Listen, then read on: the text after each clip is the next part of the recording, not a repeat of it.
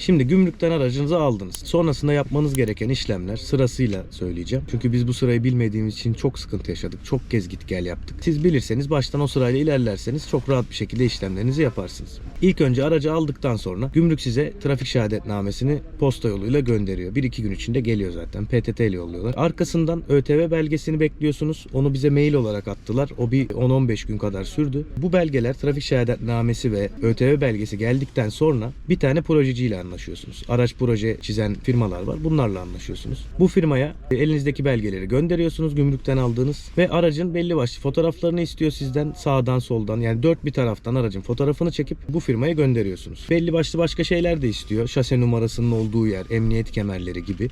Bunların hepsini gönderdikten sonra projeyi sisteme yüklüyorlar. TSE'nin sistemine. 1-2 gün içinde o da halloluyor. TSE araç kontrol merkezine götürün diyorlar size aracı. En yakın TSE araç kontrol merkezine götürüyorsunuz.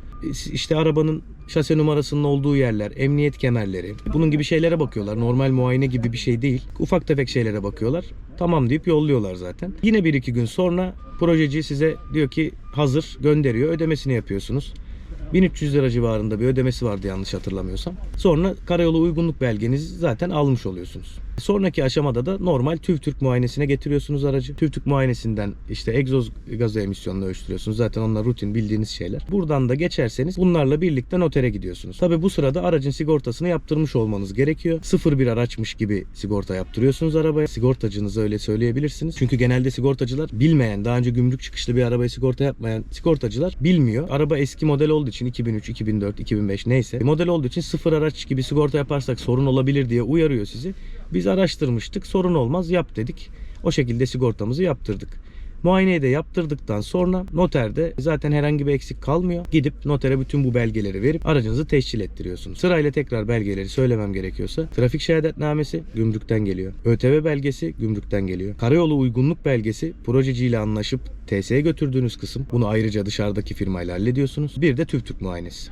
Sonrasında noterde aracınıza plakanızı çıkartabilirsiniz. Tabi bu işlemleri yaparken araçta plaka olmadığı için sıkıntı olabilir yolda. Normalde plakasız aracın çıkması yasak biliyorsunuz. Biz belgelerimizle birlikte gezdik hep ama çok yakın yerlere gittik. Biz bir problem yaşamadık. Hep 5 kilometre, 10 kilometre civarındaki yerlere gittik. Her yere çekiciyle götüremezsiniz tabii ki arabayı ama yani dikkatli olmakta fayda var. Evet, CLK'yı muayeneye götürüyoruz. Ruhsatını çıkarmadan önceki son adımımız. Airbag ışığı yanıyor. Arızayı soktuk, tespitini yaptık. Usta ya soketler gevşediği için yapıyor dedi. Koltuklardan çıkıyor. Koltukların fişleri gösteriyor bilgisayara bağlattığımızda. Airbag'çiye gitmesi gerektiğini söyledi. O işlemi yapacağız. Ama biz arabayı ilk etapta götürelim de bakalım başka bir şeyler çıkarsa. Evet. Bunları da, bu arızaları da giderelim. Hepsi bir arada çıksının peşindeyiz şu an hani. Aracı Plakası olmadığı için her yere çok rahat gidemiyoruz aslında. Ama işte plakayı çıkarmak için de gitmemiz gerekiyor muayeneye, oraya buraya, işte TSE'ye uygunluk belgesi almak için kısa mesafe gitmemiz gerekiyor.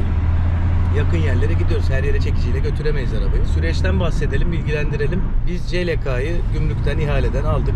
En yüksek teklifi biz verdiğimiz için bizde kaldı araç. Belli bir gün süre veriyor gümrük ödemenin tamamını yapman için. Hemen yaptık zaten biz aynı gün.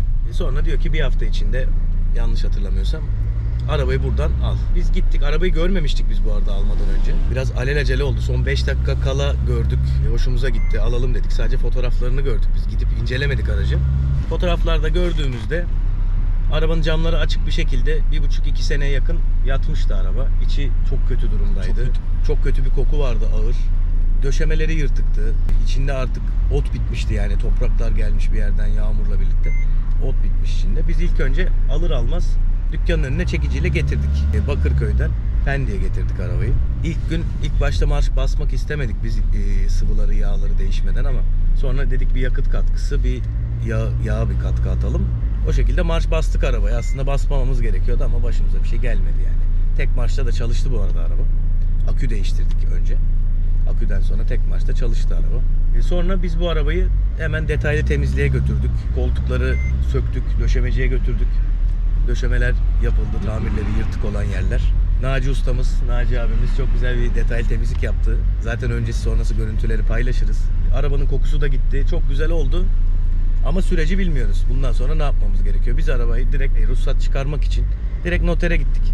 Noter de dedi ki bize ÖTV belgesi gerekiyor. Bir de karayolu uygunluk belgesi gerekiyor. Biz de dedik ki bunları nereden alacağız? Dedi araştır işte, bak projeciyle görüş. İnternetten araştırdık. ÖTV belgesi için gümrüğü aradık. Gümrük dedi ki 15 gün içinde çıkıyor. Genellikle bekleyeceksiniz. O arada arabanın diğer işlerini halledebilirsiniz. Biz de gittik, önce projeciyle görüştük. Projeci arabanın belli başlı fotoğraflarını istedi bizden. Kemerlerin, şase numarasının olduğu yerin hepsinin fotoğraflarını gönderdik. 1-2 gün içinde dosyayı hazırlamış zaten o.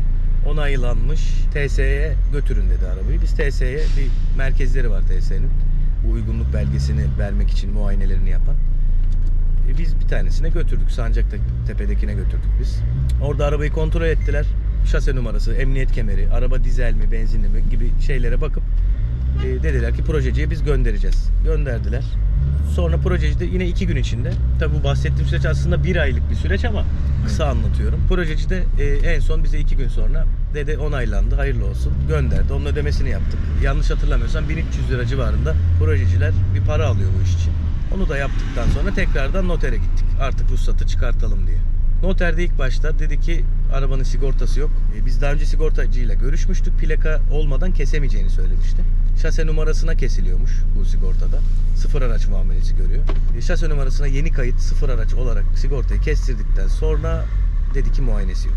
Biz onu ruhsattan sonra yapacağız zannediyorduk. Çünkü bir kafa karışıklığı oluyor. Araba 2003 model. 2003-2004 model ama sıfır araç muamelesi gördüğü için biz onu ayırt edemedik. Eskiden 3 sene oluyordu. Acaba şimdi 3 sene mi olacak muayenesi, 2 sene mi olacak onu da bilmiyoruz. Ve zamanımız da daralıyor. 41 geçiyor. Evet. 45 geçe yetişeceğiz mi acaba? O plakamızı girmemiz lazım, geçici plakamızı. Ya ona bir şey olmaz herhalde.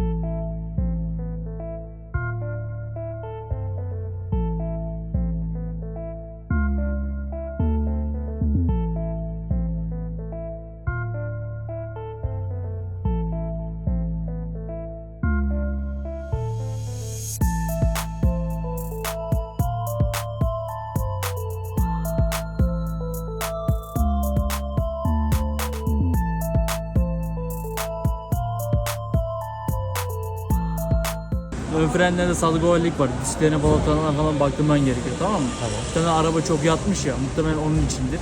Frenci güzel frenciye götür, frenlerine baktır. Park lambaları açık, 3. fren lambası var ya, o sürekli yanıyor, sürekli yanmaması gerekiyor. Yani frene bastığı zaman yanması, bıraktığı zaman sönmesi gerekiyor. Onu yaptırman gerekiyor. Soketine bakacağız herhalde. Aynen, bir parkla orada bir sıkıntı var muhtemelen, temassızlık olmuştur. Ona baktırırsın. Bir de ön sol rulmanda boşluk var. Sol tekerlek bilyasında. Onu yaptıracağız. Aynen. Onları yaptırıp muayene tekrarına gelmeniz gerekiyor. Bir aylık süreniz var.